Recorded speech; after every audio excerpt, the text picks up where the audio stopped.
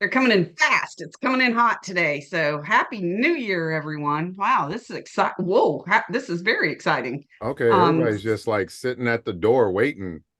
I think they went back to their college years. They think they're trying to get into the club or something. What are you you like? know, That's You may need a awesome. bouncer if you get too many, right? You have a limit of 500.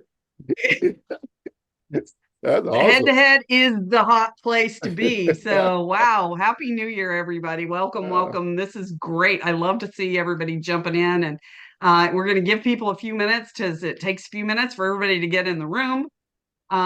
So tremendous. Let us know. Let's fire up that chat. So say hi from wherever you are so you can find the chat.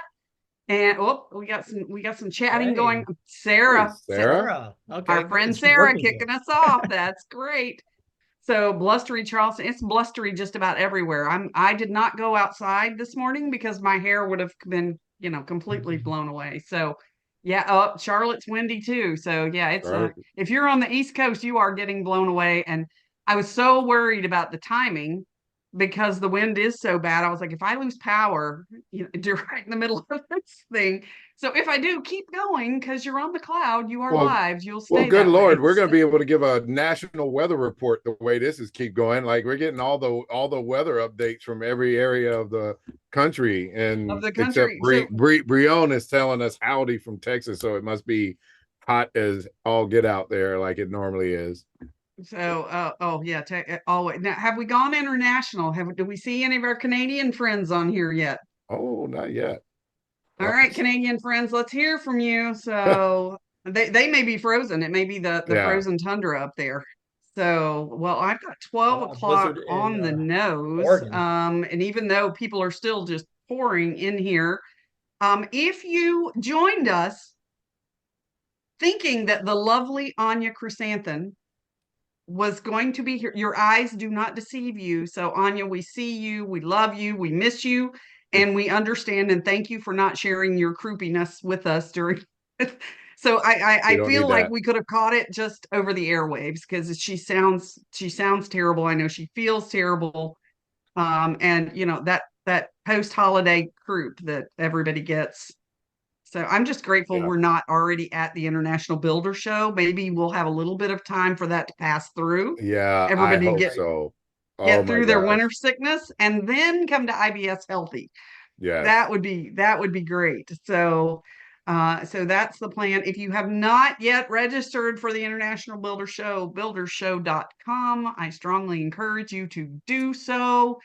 Hotel rooms are filling up fast. This show is going to be huge. So 150,000 of our closest friends, John and Keith. That's a lot of folks. And like you said, that can bring a lot of croupiness. So hopefully they get all their croupiness out the way. Mhm. And you and I, Kimberly, we always used to joke we are huggers. We're Me and huggers. Kimberly used to always have our annual hug. And so hopefully all the croupiness is out and we can go back to hugging all our friends at the end That's of how I met football. you in Sales Central. I got a hug from Keith McKinney as I met him. And That's from true. that day forward, I was like, I have to have that hug at least once a year, if not That more. is So true. yeah, it's a bear hug, man. So not to get Keith sick, but I encourage you to appreciate that bear I hug because welcome he's it. good at it. I welcome it. I'm not the snowman from Frozen, but I do like warm hugs. So it's all good. It's all good. So, well, hopefully, like him, you'll understand what happens in summer. So we don't want you to end up being. So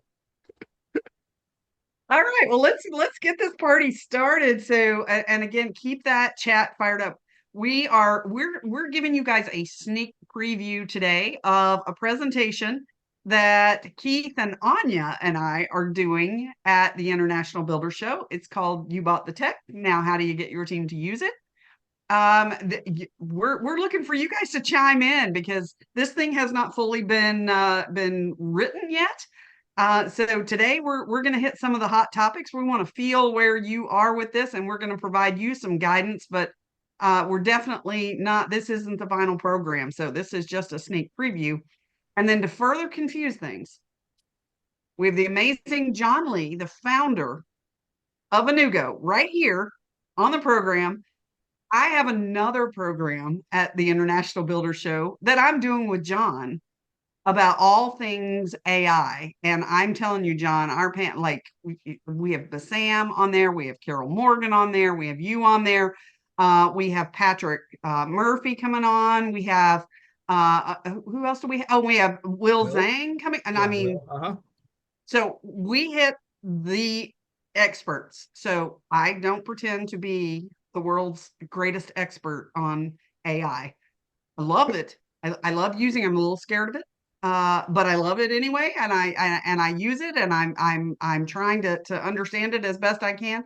But I know how to put together a panel of experts and run a program. So and that's my gift to that. But boy, we brought in the big guns. So if you're going, make sure when you're signing up for all the education programs, you can go on education, and in the search, you can search us by name and find our programs and exactly what room they're in. So make sure you're doing that. Again, buildershow.com. So let's get some housekeeping out of the way here very quickly.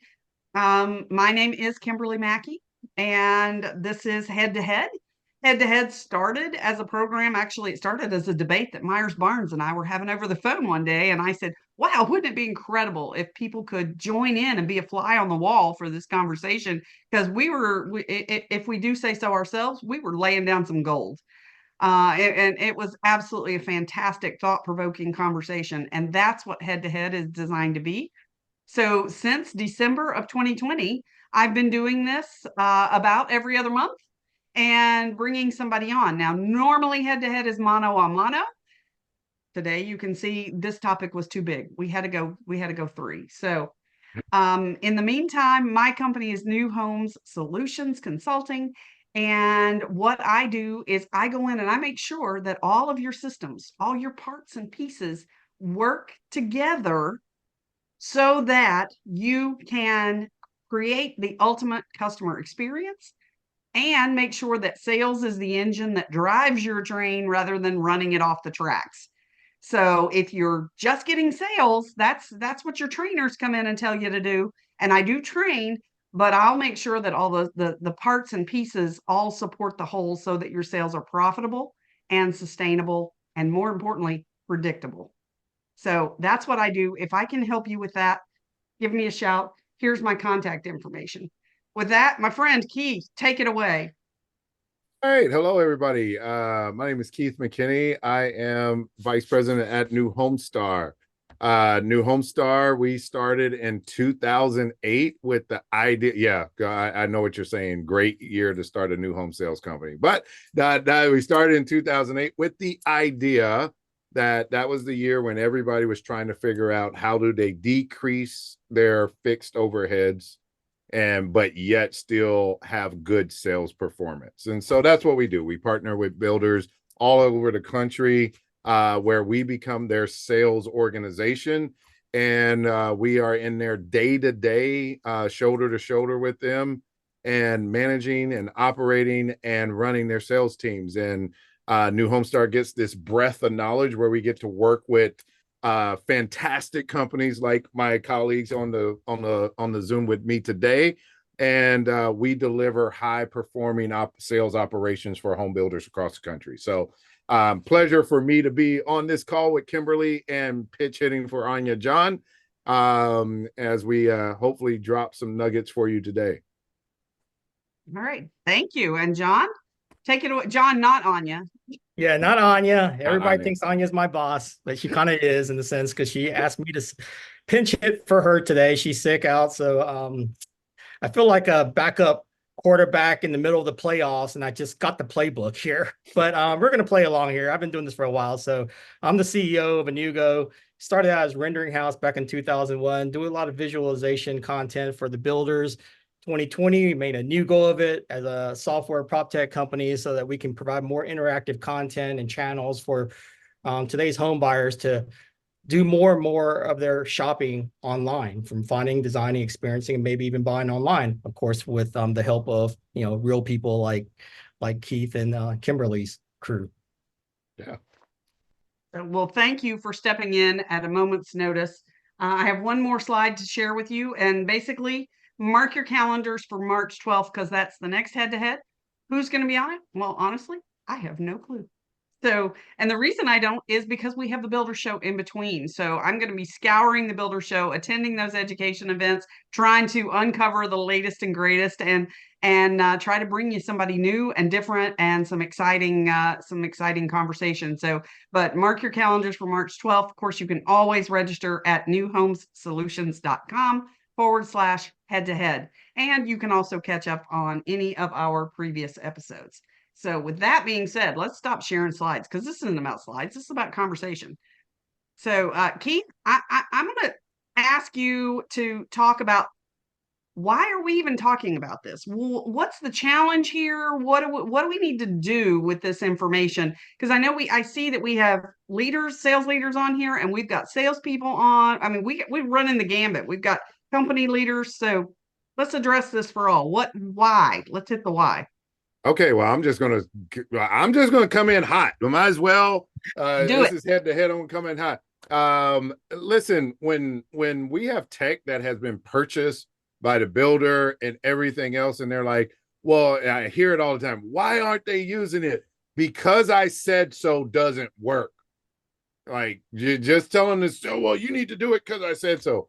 That doesn't work. Like, it doesn't work with I don't know about y'all, but it doesn't work with my kids. It never worked with my kids, like, because I said so. But what I always found is, if you let them understand why, like, if you clean your room, the reason why is when you ask me to go to that party, you might be able to go. Like, once they understand the why, then suddenly things start to get done. And so when you start thinking of platforms that have been invested in, like, take a second with your sales teams and let them understand the why and behind why you want them to use the CRM to be more efficient, so permitting can get an idea of when things to start, and so that way houses can be built quicker and more efficiently. And if houses get built quicker, you get paid faster. Like, if they understand the entire process on why this platform is so important to their day-to-day function, just maybe when this is a Bob Schultz. He's been saying it for over 20 years. When something becomes personal, it becomes important. And like, once that CRM, once that platform, once it becomes personal to my improvement and my commissions and what I do, everything, then it will become important. And then I will be in it every day. Wait a minute. So if I hear you correctly, you're saying we shouldn't throw our salespeople out on an island, AKA in their communities, and not fill them in and teach them the bigger picture of things? Is that what you're saying? Yeah, I'm shocked. Yeah, like, we're going to take the most social people in the world, put them in a community where they're going to see 10 to 12 people a week for a couple of hours, and tell them, oh, by the way, you have this thing and you're supposed to automatically know how to use it. Like, like, and oh, by the way, yeah, you're going to use it because we want you to. And nobody takes the time to let them know on how it's going to make their business. Because let's just get real, when you are assigned a community, it is now your business. That is your business unit 100%. For you to run. And so we're just, if I'm a McDonald's franchise and there's a new software update and the company just says, here's your update, and for how long will it take my operations before we figure out how to use that update? But if I got to produce hamburgers the next day, guess what update is going to wait? Because I got real business to do tomorrow. That new update that you sent me, yeah, that's going to wait because I got real business that's working that I got to do today. I totally concur. I think a lot of the salespeople, they're put on these desert islands, and then we give them this tech bridge, but it's really a bridge to nowhere. If you don't train them how to utilize it, they're just going to be stuck back on that desert island doing what they normally do. So, yeah, absolutely. And you know what? This is real, people. This happens every single day because our business is so real time. It's so busy. It's so crazy. It happens. So I'd like to go back, if I can, and kind of start at the beginning. And so, sales leaders, I'm talking to you on this one. We have to hire for aptitude. We have to hire people who know and have a foundation of how to do some of these things. And yes, we want to hire people who are good with people, but they also need to be organized. They need to have a thirst. I'll go further. They have to have a hunger for learning, and they need to not be afraid of technology. And then, okay, here we go. You said coming in hot. So here you go. Here's my coming in hot statement. Stop hiring people for experience. And I'm using quotes for experience because I'm going to tell you what that means. Yeah, Keith's got a shocked face on there. So when you hire, that's a hot one right there.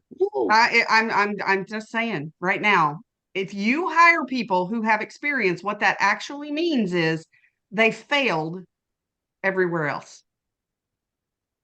Because good salespeople with solid pipelines don't leave companies. No, even if I want to leave, Kimberly, I got 200,000. No, I'm sitting on $150,000, $200,000 worth of commission. No, even if I'm mad at the new sales management, I'm not leaving because I got too much sitting there. Yeah, absolutely. It's called golden handcuffs for a reason, right? So your good salespeople, your successful salespeople, the people who do get this stuff and are applying it, they're not leaving.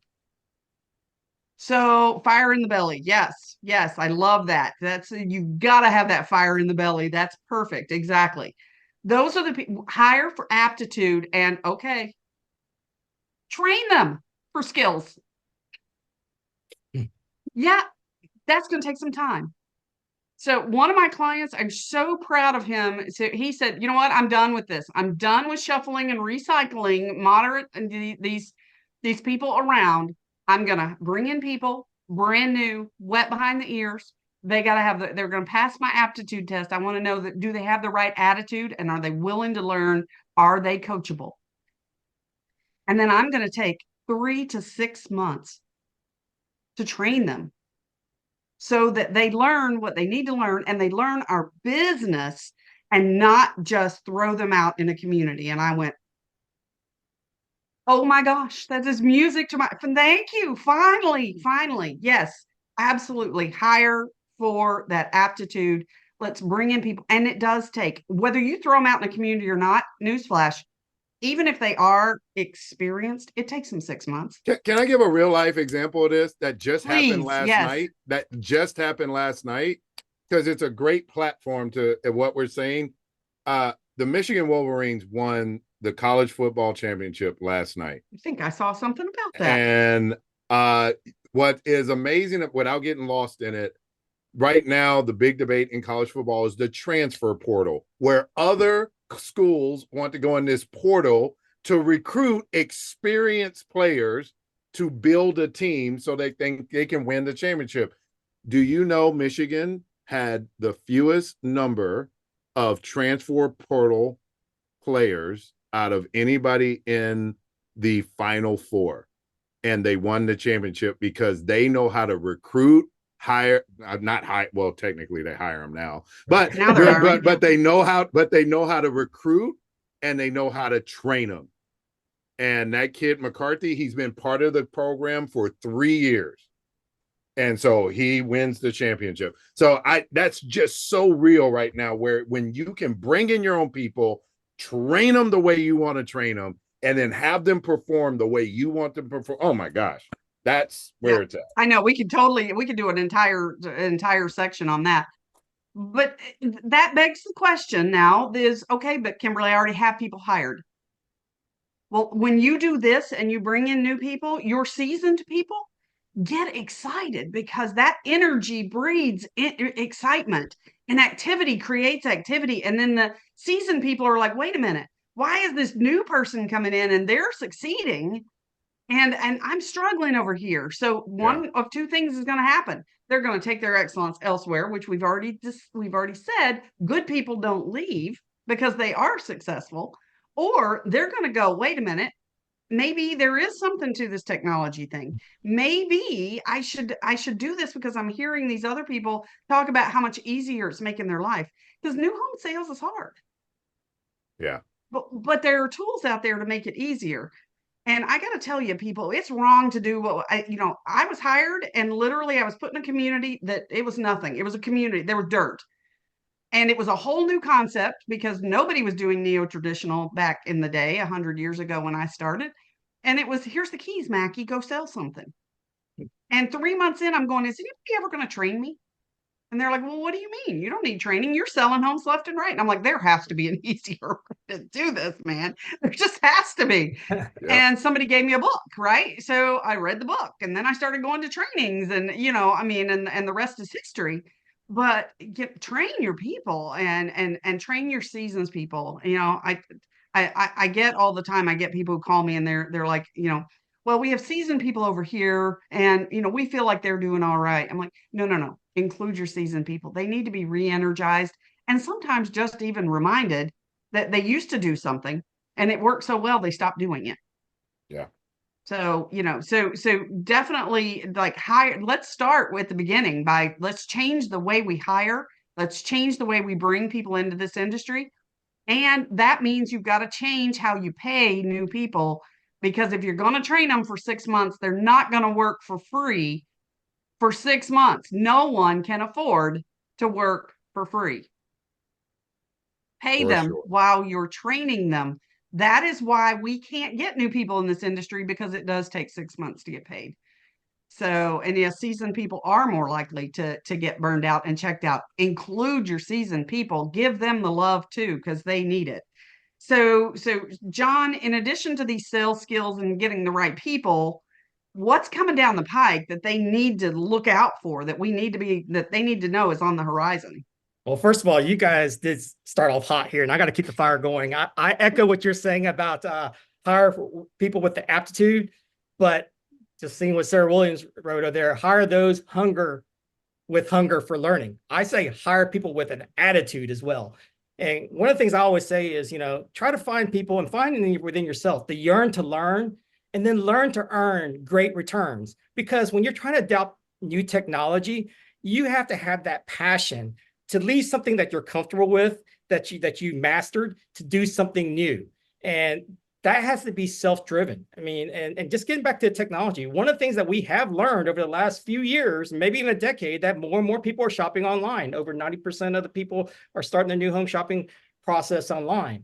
And so what we're seeing now with technology is the convergence to an e-commerce platform like we've seen on Amazon. It's actually hitting our industry now, the convergence of marketing and sales online. And without getting to a big tech description of it, because a lot of people says, oh, I love when you talk tech, so I don't understand what the heck you're talking about. I'm going to tell you, I'm going to try to explain this in a fishing story, because I love fishing. So I go fishing for trout in the North Carolina coast along the river channels. And I really think of marketing and sales as a lot like going fishing. The marketing people have to take the boat to the right channels there. It could be your, whatever marketing channel is where all your fish are, your audience is. You got to find the right bait. You got to cast in the right place. And then when you get something on the line, you got to get engaged with it, and you got to reel it in. And once you get it, what you're trying to do as marketing is you're trying to connect with that audience, with that, with the bait, with the fish. And you want to reel as close as you can, so that the salesperson with a net can just come down and swoop it in. But what's happening now is, traditionally, marketing people, they're out there and they're fishing and they're reeling the stuff in, but the salespeople are still sitting on the shore. So instead of having the salesperson right next to you, swooping it in, getting excited to engage with you, learning the process, learning the technique, seeing the fish, you have to now drag your boat to where they are. So what I'm encouraging people to do is to start to get online, meet your customers where you are, get on the boat, be up there with your marketing people, and then really share that experience with your customer and with your team. Wow, I am Now, hot. my husband would be very excited, because I'm going to add to that analogy. I'm going to say, if you're fly fishing, especially, you got to put your waders on and get out there. Like you said, you got to get out in the stream, get out there where people are. And I'm going to throw one more thing into it. AI, where does AI fit into all this thing? I think AI, when it's fully utilized by the marketing and sales people, once they get online, is that the AI can look across all those channels, all those marketing channels, and it can fly fish, in a sense, simultaneously across multiple channels, multimodally through visual, text, voice. And it really connects with consumers. And the AI is also your little cheat sheet with technology, and that it has the sonar that can actually see where all the fish are at, where they're, how big they are, what levels they are, where they're moving to. And that visual pipeline that we need to build for technology is really going to make the whole process better for the customer experience, and also for curating the buyers down this online sales funnel. Take it away. Well, no, that's crazy. Like, funny thing is, when you talk about AI, I've always saw AI as the operational component for builder operations. But John, you just like threw a significant fastball right down the pipe, where AI has a future in helping us determine who the right customer is and bringing them to our communities. That's next level stuff. It has predictive technology, and it has marketing automation. So, it has the right bait to the right fish with the, and it knows where it's going to go. And then it can bring the salespeople along and say, hey man, just bring your net here. It's all yours. But only if you're capturing the right data to start with. So exactly. It's all about data. Because the thing about AI is, if you've ever used ChatGPT, for instance, if you don't prompt it correctly, you're going to get all kinds of crazy, hallucinations, literally. Exactly. Like, it makes stuff up. So you've got to be able to collect the right data, to keep those scorecards going, to use those CRMs so that and a CRM, man, we're just going. preaching you're it already today. hot. It's already on fire. It's too late. You got to keep going too now. Late. I'm in it. So here we go. So yes, junk in, junk out, Abby. That's right. So if you have a CRM that is not interconnected to your website, that's not a CRM. I'm going to just say that right now. It's a database, and databases are Excel. They're a spreadsheet. That's all they are.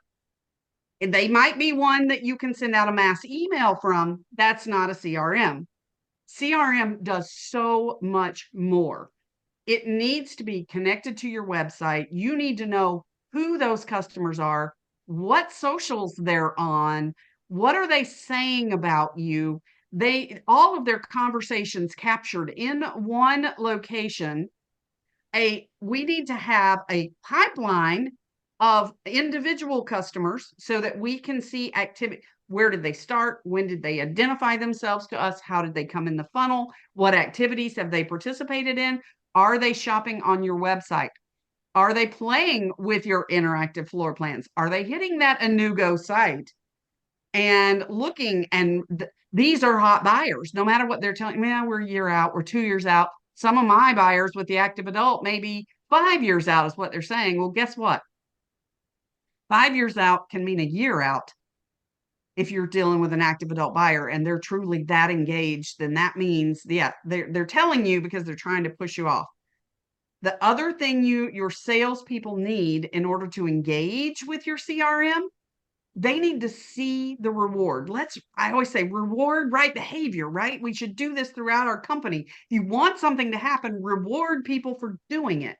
Well, salespeople get rewarded not only financially, and we do tend to compensate our salespeople well, but they also get rewarded when they see progress. Salespeople are restless by nature. Yes. They're progress driven.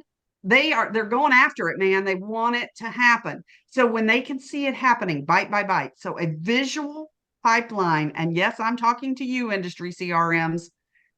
So if you have an industry CRM and they send you a survey, which just happened from one of the biggest, and you put a visual pipeline as the owner of the company as number 4 on that list instead of number 1, you missed the biggest opportunity to improve your sales this year and beyond. Visual pipelines are where a salesperson can literally take their A prospects and their B prospects, and they can click and drag them as they move through the funnel. John, you need to go hire Kimberly. She needs to be on the program team or something. Like, she is all in. She this sold right me. Oh man, guys, there's nothing more to get your salespeople involved, man. Give them those rewards. They want the wins. Let's give it to them. And that's such an easy thing to have. So reach out to whatever platform you're using and tell them today, build me a visual pipeline that looks like Salesforce, that looks like HubSpot, that looks like anything else that's out there outside of our industry, and let them know how important this is. Trust me, they hear it from me regularly. Yeah. Well, I think, the So, consumers, the home buyers today, they're shopping across multiple channels over multiple time periods, multiple sessions, and they want to start wherever they left off. And so you have to be wherever they are, whatever stage they are, in a very personalized way.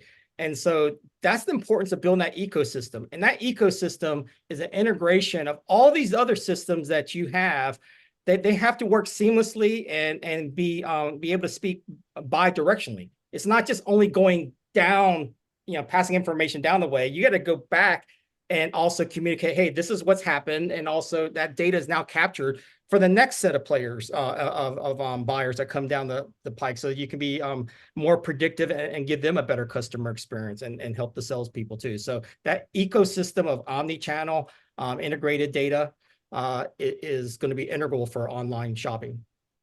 So I have to go to our chat, and Haley, I hope you don't mind, because I see you just sent it to the host, but I'm gonna give you your shameless plug, okay? So we were talking pre-show, and I said, the whole reason Novi Home exists is because there's this gaping hole in our tech. Like, yep. and kudos to them, man. Yeah, they kudos to you. Gaping hole, let's fill it. Yeah, it's great. Let's fill it. And so she's like, yes, we have that visual pipeline. So yes, and so for those of you who are using them, make sure you're using that part of their platform. So, but I'm gonna give you your shameless plug there. So yeah, and I'm gonna piggyback off of Hill, because he used the word champion, and that was one of the things that I had, is that funny thing is, every home builder has a sales champion. They have a winner.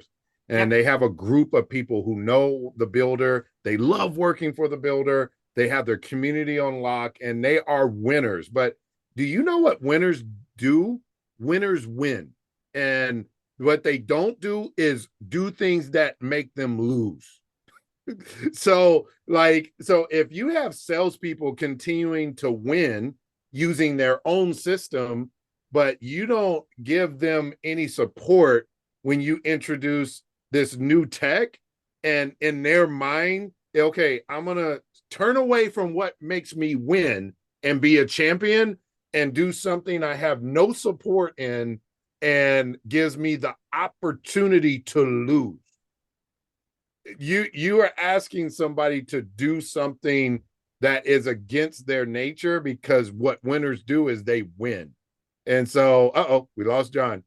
We lost John for a minute. All right, John. No, you're right. Yeah, but I saw the lights blink off. So whatever storm, whatever storm. Yeah, he'll be back. So he'll be right back. Yes, he will. He will definitely be right back. You give a positive support, and you said it earlier, Kimberly, is like, you got to be positive about it. Like, you have to make a game out of it, make a freaking competition out of it, offer a contest. But when you walk into the sales meeting and you go, if somebody doesn't do this, like, we're going to start docking pay and blah, blah, blah, blah, blah. And like, you are giving negative reinforcement to something that already they have an idea that they might lose at. Yes. So you have to rechannel that and start going the other way and make them understand how it can be a positive reinforcement. Make a contest so they can win out of it. And oh, by the way, tell them that by doing this, everybody wins. And we're a team and everybody wins. And just that culture shift and that messaging might go a long way. It does go a long way. That's why those planned encounters, I get sales managers all the time who tell, I don't have time to do planned encounters. I'm like, wait a minute. That is literally your job. That's your job. One job, and that's one job. Your job is to get sales, and the way you get sales is to be out in the field, not doing administrivia in your office. No. Get out there and do those planned encounters, and get this date. Use scorecards, and so your team can see how not only they're doing, but how the rest of their team is doing, and what they're doing to drive their results. I use a program called 90IO. It's based on Traction by Gino Wickman. I'm sure, well, oh, well, my book is just out of reach where I can grab it. But Traction by Gino Wickman. And, we track those activities, and then we celebrate those successes.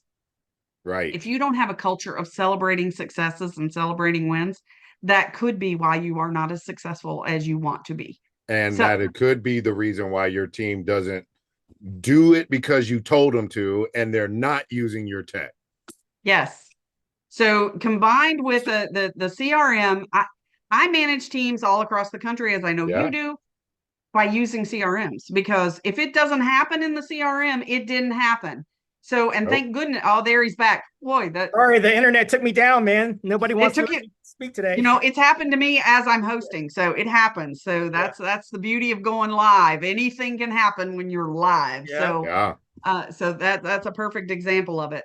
But we're just talking about giving your team the win, like, celebrate those wins and track it, because it's easy to justify stuff.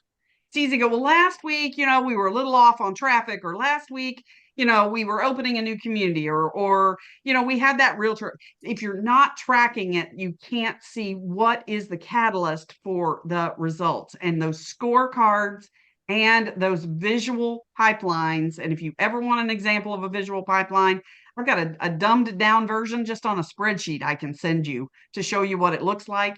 But you can also see it in HubSpot. You can see it in SharpSpring. You can see it in Salesforce and any other basically cloud-based CRM, Zoho, any of them that are out there in the market that aren't as prevalent in our industry.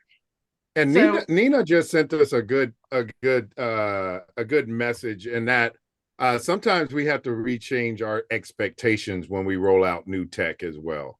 And I think that's so good, Nina. Thank you for that. Like, our expectation is we're going to roll it out and they're automatically just going to get it. Like, and if you ask, be 100% compliant in the beginning. Like if you, and we would be good. I encourage go ask a math teacher if you're going to introduce equatic equations, and they're going to teach it for the first time. They have those kids for an hour a day. How long does that teacher expect it's going to take before they truly get it? Okay, so we expect our sales agents. It's not even an equatic equation. Am I saying that word right? An equatic equation. My kids have been out of school for almost 10 years. I don't know. Yeah, I don't know, because now math is ish. I have trouble understanding quadratic equation. Hydraulic equation. There it is. All right, yeah, we're gonna go with that. But like, if it's something like that, it takes a while for it to take.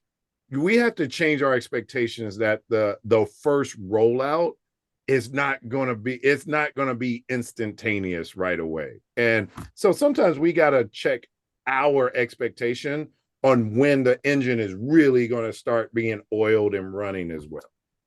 And that's where those planned encounters do come in, because a planned encounter is not just, hey, what have you done? Give me your numbers. Let's review the numbers. It's also, how do I support you? How do I train you? Let's go through this. Let me show you, where are you struggling, so that I can help you to overcome that and be more efficient.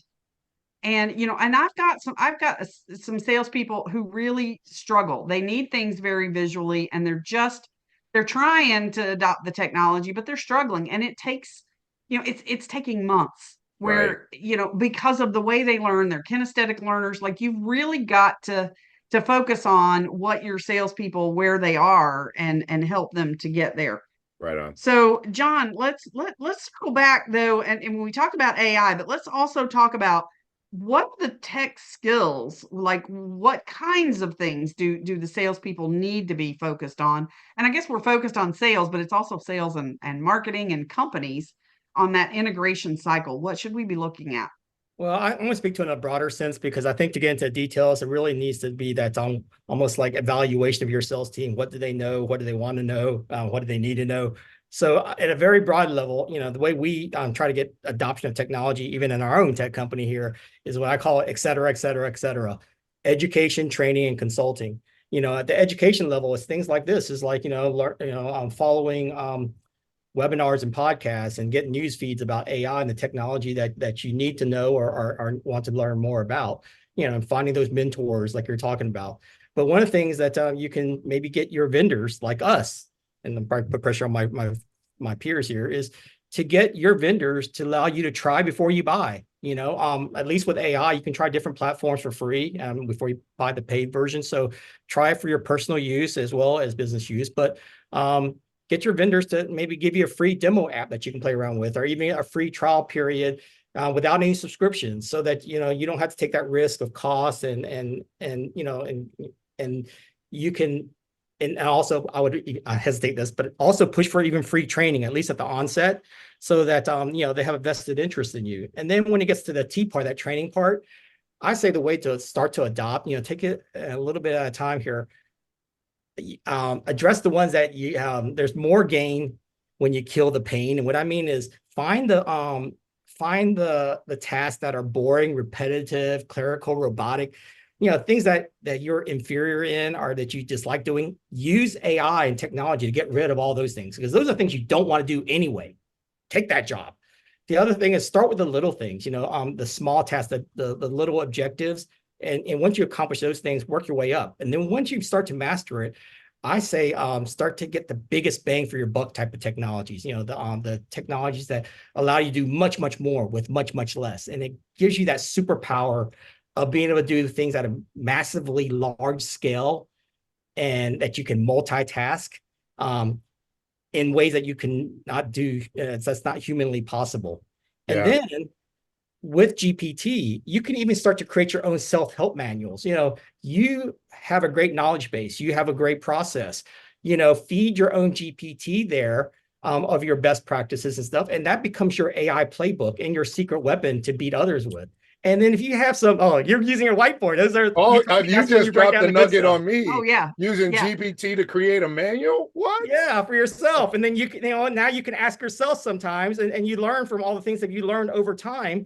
And then if you really want to be friendly and be the leader of your organization, share your recipes, which is basically your prompt engineering playbook. Share it with your staff. Train the trainers, and train the trainers doesn't just mean people. Train your AI so that it gets smarter and smarter and smarter, not just with the data that it's learned through the shopping behaviors of your consumers, but with the techniques that you learned that as a human that knows how to make the sales process better. And then when you master education and training, now you can seek consultants, the ones that can help you really try to solve a problem, a big problem, or achieve strategic objectives. But then yourself you may yourself become a consultant. And what I mean by that is this is where the whole game could shift for you as a company and as an individual employee. Is AI is such a major paradigm shift in the way we do things, that if you're at the bottom of the pack or at the bottom of your organization, this may give you an opportunity to leapfrog traditional processes, traditional leadership approaches, and now you become the evangelist, not just the evangelist. You become a new go-to person. Pardon the pun. A new go-to person. You did there. That's yeah, good. I see what I did. Yeah. So to learn about all these things, because that's what happened with the people that have become experts in SEO or in apps or even in social. They came with a special skill set that they adopted early, and they went from being the guy in the back to the guy in the front. And I think that's what you can start to do to shape your own organization without even coming to me. Well, and people have a fear of AI replacing them. And as your colleague Sarah very eloquently pointed out on the last Sales and Marketing Power Hour, where we did the Lasso Roundup, be better than the AI. So if you're the expert, your job, that's job security, man. So when you have the skills and you share the skills, then you become indispensable in your company. The AI works for that you. Resource. The AI works for you. AI is a tool. You're the master of the domain. The AI may be the master of the internet domain because it can see things and do things faster and better 24/7 than you ever will. But use that to your advantage to become a superhuman worker, not just a human worker. Yeah, see, and that's so awesome, because that kind of goes to what my last point was that our buyers are more distracted than ever. So if the buyer's more distracted than ever as new home salespeople and in a sales organization, we have to be more organized than ever. So making like the AI work for you Right. And that AI has to be the best, lowest paid, lowest paid administrative assistant you could ever have in your corner, and let them do all the things that we could replace that bring your time down and allow you as a new home salesperson and a manager to be more organized. And I think that, man, John, you just said the right thing. Like that could literally help revolutionize how salespeople operate in their models, with home offices technically being now anywhere where you can open up a laptop. Right. Me and Kim's days of walking around with our shoebox of registration cards is not effective. In today's world, we would still sell a lot of houses, Kimberly. I'm convinced. And mine was, no surprise, mine was a bedazzled. I had the plastic one with the lid, and it was bedazzled, so no one could ever question that was my shoebox, right? Yeah, for sure. Like, I think my VP tried to buy me a new shoebox every year, and I was like, oh no. And mine was tattered and falling apart, but that was how I operated, because that was the thing I knew made me successful. Right. And so, but now to be more organized, and now I don't have to take this box with me. I could have it cloud-based, AI, administrative, anywhere I can open up my laptop and be just as efficient. That is the switch. That is the light switch that we have to get the industry to make. I think, the mindset has to be that AI is not your kryptonite. It's actually your superpower. Ooh. If you think about somebody ought to write that down right now. Well, by John Lee. That one will be a plug for the show. Yes. All right. Well, not your kryptonite, it's your superpower. Okay, I am with that. I don't have to say any more then. No. I mean, and that's it. But salespeople we have to meet them where they are. And so if you already have a team in place, you owe it to that team to support them and try to get them there. And some people are gonna come easier than others to it based on their aptitude and their experience, their comfort level with technology. But when we can get them there, when I'm trying to train a new person on the CRM and the importance of the CRM, especially, all of a sudden they start getting rewarded from it, because they start to see those sales and we can predict their sales, and they're like, oh, wait a minute, so my February sales, I already know these 2 people are going to buy in February. Now I need 2 more, so I need to start identifying them. Where are my B's? Like, let's start digging into those B's. Like, we can really predict who we should be working on based on where they are and how much they've already done, how much time they're spending online, all the activities. There's gold in there, people. There's gold. And we can, as our technology does become more predictive and more integrated, it's going to help us to get there, but only if we're using it now and we're mining that data now, because without garbage in, garbage out. The other thing I want to talk about is I have a lot of companies who they go to the show, right? They walk the show floor. They get bewitched, I'll say, by all the exciting opportunities that are out there. And because as purchasers of the tech, they may not be as well versed in tech as those selling it to them. Sometimes we get a bit of a hodgepodge, right, in our companies. And we also get softwares that don't talk to anything else or each other.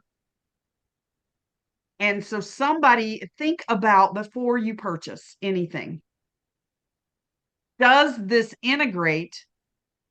What are the holes that need to be filled? Does this integrate to fill those holes automatically? And what is it going to take for that to happen? Because that doesn't happen automatically. Automatically is not really a word with technology. It may seem that way once we've programmed it, but somebody still has to program to get the stuff to connect. Yeah, and it's dangerous, Kim, because they know enough to be dangerous. And John, you can help with this, because the only thing they know is, well, does it have an API so it'll talk to each other?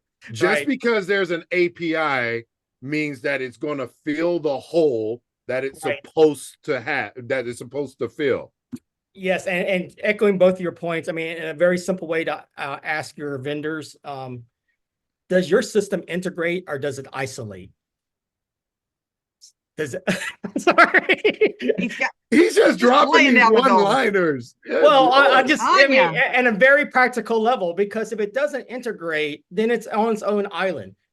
Who wants to live in their own island if you want to connect with your customers or even your own, coworkers? You have to have something that you can build upon, not something you can just frown upon. Sorry. Yeah, I Don't love it. The apologize. tech. Anya says you're the tech rapper. I love that. I- That The is so tech true. rapper. Yeah, you got the Okay. one-liners, Well, that's the a wrap. zingers. Yes. There's an So- old so- phrase, like John's coming straight off the dome right now, Yeah. like dropping nuggets. This is what happens when you don't prepare. You just go off the top of your head. Yeah, I love it. I love it. So but as a team, when we have this system over here and this system over here and this system over here, none of them talk, and there's a person assigned to mining that. First of all, that's overhead. B, that's probably not the highest and best use of that talent that you have, because if they can do that, they can probably do a whole lot of other things, because mining data is not easy. So think about that. So, and every time you're going to have fatigue over time, stuff is going to get missed when you manually have to reconcile. I work with so many companies that we have to manually reconcile things because we cannot just directly pull it or have it communicate back and forth. So, and there are lots of instances of this. You've got to really think about the whole from start to finish. So technology is not just this little piece. This little piece can be helpful and might be needed, but it should be considered with the entire, from A to Z. And as builders, so often we get a little myopic and we focus on, well, I have this problem right now. Or again, we get bewitched by the latest and greatest technology without thinking about, okay, but how does this integrate with everything else that I have going? So simplify your system. Simpler is often better. Yeah. And I always say, let's take the system that you have and let's use it till we break it. And I want to maximize that system till it's literally, it's bulging. It's going to come apart at the seams. And then we go, okay, this no longer fits us. We've grown beyond this. Now, what can we do that's gonna make everything flow together and make our lives better, not worse? And any technology you get, to John's original point, you got to have somebody come in and train, or Keith's original point. I forget now who made the point, but I echo whatever he says. Whatever. Yeah, you got to have, don't just, it's not just, oh, we plug and play. None of this is plug and play. It all has to adapt to you and your company, which means you have to understand your processes, your procedures. All that supersedes any of it. If you don't know what your funnel looks like, if you don't know what every step in your sales process looks like, the pipeline's not going to do any good, because you can't put stuff in there if you don't know what it is. Right. So, and it looks a little different company to company based on where you are and your product type, and are you design center? Are you not design center? Are you inventory builder? Are you scatter site? Like, all of those things matter in setting up all of those pipelines. So, but you've got to know your processes first. And I realize that involves stopping and thinking about processes and flow charting out. Workflow it's always a painful thing that I do with companies when I go in and we workflow. But if you don't know your workflow, none of this is going to matter, and technology is not going to fix it. Right. And making workflow transcend over to sales is hard. I think our division presidents of all the divisions of home builders, they think about workflow all the time, from sale to permitting to construction to close to warranty. Like, they're concerned about that workflow. But I will tell you, like, in our sales teams, understanding their workflow, that is a trained skill that we have to train on, because sometimes they don't understand how, from prospect to presentation to follow up to appointment to closing, now a customer service, and like understanding their workflow as well, and how all the tech can help with their workflow. And I think that's something that has to be taught. And I'm stopping talking because if you want to know more, come to the session because we're can't give it all away here. Can't give it all away. We can't give it all away. Yeah, we're going to do a little deeper dive into the actual the tech that you need and some solutions on that. But I want to hear. Anya says platforms over stacks. Yes, absolutely.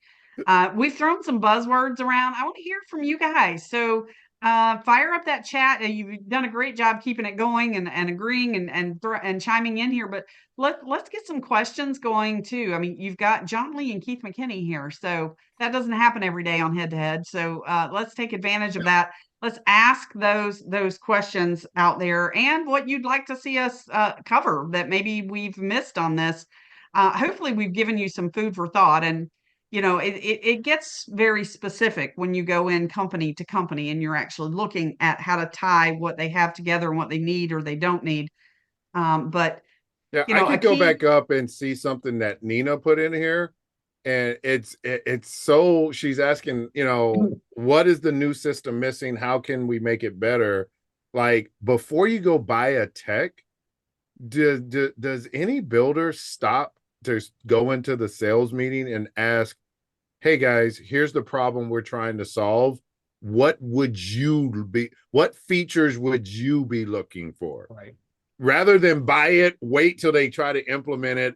And then, it doesn't have this, and it doesn't have this, and it doesn't have this. Like, they're about to go to the builder show with all these salespeople of these platforms trying to sell their tech.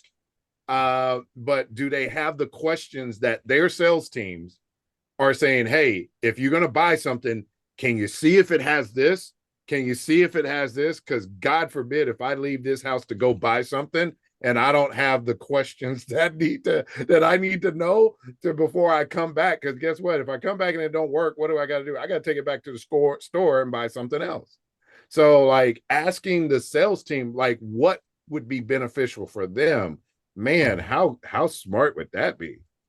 Yeah, people buy into a world they help create. So yes, get your people to buy in. Absolutely. And then, but know what are your challenges?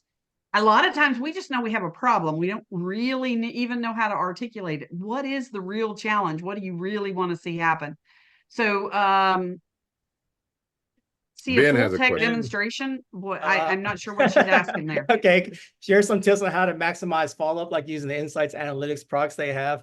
Okay, well, first of all, our Insights Analytics, basically what we do is we track everybody that's used our app to interactively engage in buying the house online. So we see visually and also in their actions, their favorite plans, designs, home sites, options, and what they're comparing. So then using that information, it can be accessed by the marketing or sales department or even the design department to see what's the most popular color schemes, what's the most popular options, which home sites are visited and by whom and where they're shopping from. So what we really want to do is kind of like that visual pipeline you're talking about it, but more at the marketing stage where you see almost a radar of who's coming in, where they're going, and how they're engaging. Ultimately, that stuff is passed over to the CRMs and even to the salespeople. And one of the things that we're going to also do is, maybe create notification trigger events based on what types of activities specific people do based on the needs of that particular builders. Like everybody's looked at lot 5 or whatever. Those trigger events should help, the salesperson know, who needs what stage they're at, what they're looking at, so they know how to interact with them. Because utilizing AI and marketing automation, we can help curate that buyer to be prepared for that seller. That's a lot in a nutshell there, but basically it's really about trying to convey what's going on. I mean, that's what's happening with Amazon and everybody else. They already know everything about you and what you want before you actually engage with them personally. Right. Yeah, and it tells us so much now, and your buyers can go in, they can save their favorite plans. Right. They are personalizing these plans. They're arranging the furniture in these plans. They're giving us so much information as salespeople. I would have loved to had that information, back in the day when I was still, working off blueprints on the hood of my car. Yeah. Now it's just, it's so cool. But if our salespeople don't know how to integrate that as to part of their presentation, then, and what they're sharing back and forth in their follow-up even, then you're missing a whole lot. What I hope for sales is not only does it help you notify you so you don't, you don't always have to keep looking in the CRM in a sense, but it notifies you when they're at that stage or that event so that you know how to respond and who to respond with. But also now you can start to optimize. Like, I know which of these buyers is best for my product, my market, my business goals, my commission or whatever. So now you can pick and choose the right ones and optimize your operations. And then your job may turn more from maybe trying to persuade people to buy to actually just making it happen. You're about delivery, closing the deal, finalizing the deal. Yeah. Making it happen. And if your buyers are telling you what they want, right, listen to them. They're telling us. We are at the top of the hour. Obviously, this is tip of the iceberg kind of stuff. There's so much here to uncover. Please reach out to us. Let us know, what your questions are. I will share the video and, of course, the contact information for Keith and John. And I want to thank you for starting off your new year with us on Head to Head. I hope I just see a you quick on disclaimer. furloughs. Just a Yes, quick sir. disclaimer note. It is quadratic equation. Yeah, It's that's just quadratic. it was quadratic. You equation. knew I was There the we go. wrong person to ask for that. So, I, 12 years of long division, I still haven't totally figured it out. Well, the good thing is you don't need to do that calculators. anymore. Just ask AI to solve it. Just ask AI and we'll be Just fine. ask AI. Yeah, exactly. It's the calculator for it. So thank you all. We will see you in March for Head to Head, and of course in February for Sales and Marketing Power Hour and the Builder Show in Las Vegas. See you in Vegas. All right. Bye, everybody. Thanks.